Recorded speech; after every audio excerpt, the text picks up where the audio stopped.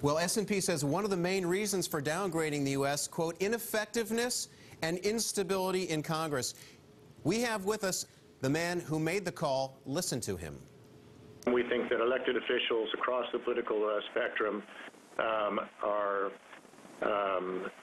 unable to proactively take measures to put U.S. public finances on a sustainable footing.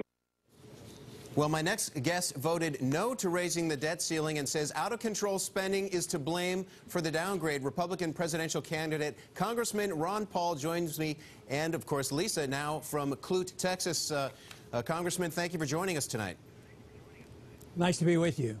You know, I have to ask you, when you listen to the S&P comments, and as well from John Chambers, the concern is about partisan politics. You are no stranger to partisan politics. Is it possible that some of your politics is, frankly, how we got here in the first place?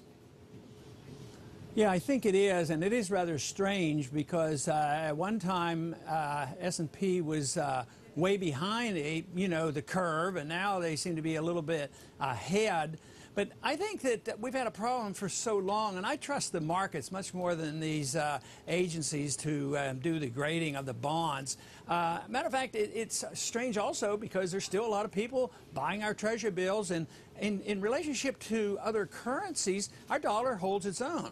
But what I watch and what I think is more significant long term is the relationship of our dollar to gold, because gold is the only thing that really measures long-term the value of a currency. So I think what they're saying in the market today is, no, we're not going to default.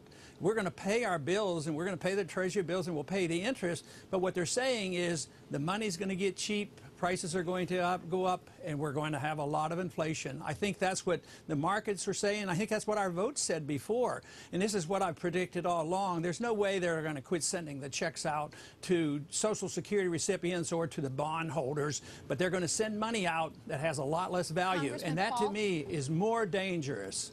Yes. I just want to break in here because I think it's agreed. No one thinks that the U.S. would ultimately default on its debt, not even as we approach that August 2nd deadline.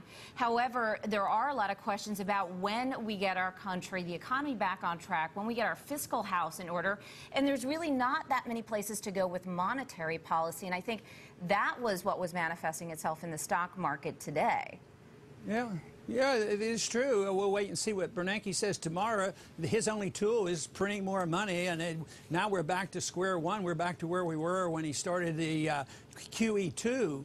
So, but I think the default is inevitable. It's just a way we default. We've defaulted many times over our history. When you think about how they refused to pay the gold in the 30s and gold in 1971 to foreigners. I'm sorry, I have to interrupt you. You just said, you say default is inevitable? The United States defaulting is inevitable? Did I hear you right? Yeah, but you got to understand my definition of default.